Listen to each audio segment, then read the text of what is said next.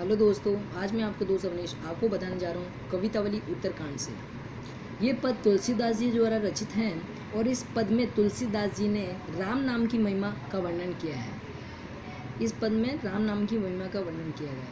जैसे कि इस पैराग्राफ का अर्थ जो मैं अब कहने चाह रहा हूँ कि जो श्रमजीवी, जो किस भी मतलब श्रमजीवी होते हैं, श्रमजीवी जो परिश्रम करते हैं, किसान खेती करता है, बढ़िया व्यापार करता है, भिखारी भीख मांगता है, चारण अपने आश्रयदाताओं के गुणों का गुणगान करता है, नौकर सेवा करता है, चंचल अपनी कला दिखाता है, चोर चोरी करता है और बाजीगर अपने हाथों का जादू दिखाता है।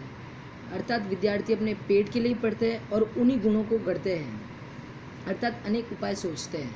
वे पर्वत पर चढ़ जाते हैं, दिन भर में शिकार के लिए अन्य घने जंगलों में भटकते रहते हैं, ऊंचे व नीचे कर्म करते हैं, अर्थात अच्छे व बुरे काम करते हैं, धर्म अधर्म की बातें करते हैं।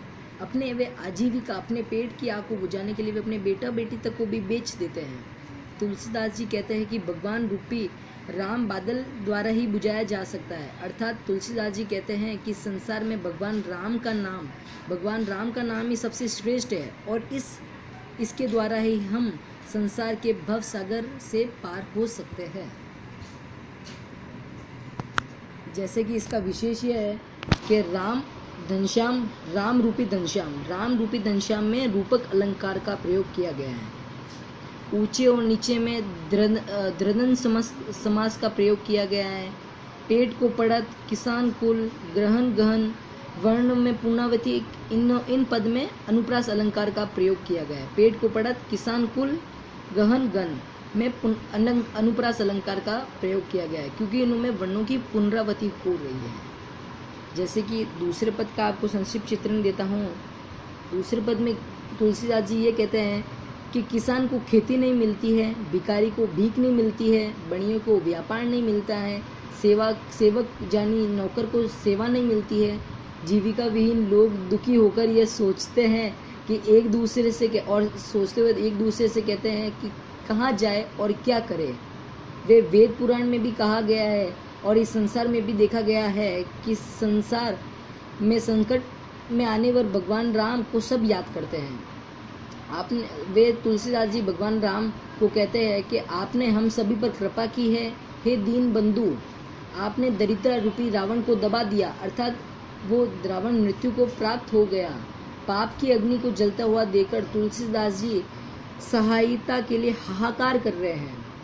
तुलसीदास जी पाप की अग्नि को देखकर सहायता के लिए हाहाकार कर रहे हैं, यानी वे राम नाम को कह रहे हैं कि आपका नाम इस दुनिया में सबसे श्रेष्ठ है और इनसे हमको इन हालात से मुक्ति करवाओ, यानी सबको जो जिस व्यवसाय को चाहता है उसे वो व्यवसाय दिलाओ।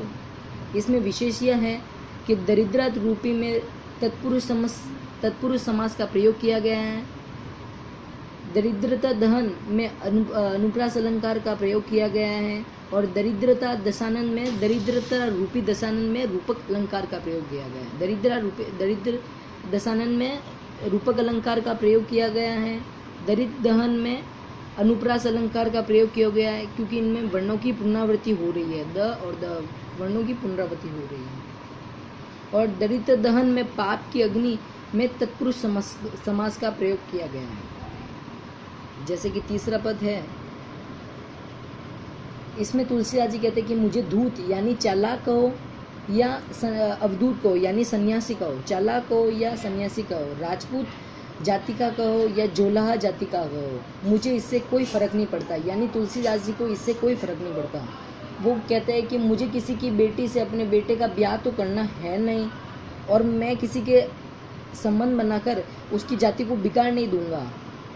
सभी नामों में प्रसिद्ध नाम भगवान राम का है और वे तुलसीदास जी कहते हैं कि मैं राम के गुलाम हूँ, जिसको अच्छे लोगों को कुछ कह दें और मुझे कोई अंतर नहीं पड़ता। जो जिस मतलब तुलसीदास जी को कुछ भी कहे उसे तुलसीदास जी को कोई अंतर नहीं पड़ता। तुलसीदास जी कहते हैं मैं तो मांग के ही खाता हूँ और मस्जिद में सोता हूँ।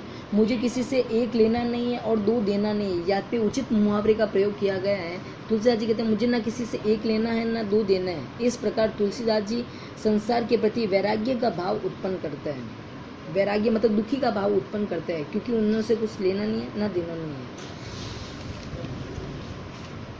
इसी के साथ मैं आपको अगर ये पद भी देना चाहता हूँ, आप इसे अपने नोट कर सकते हैं। कवितावली उत्तरकांड से आप इसे वीडियो स्टॉप कर कर भी देख सकते हैं।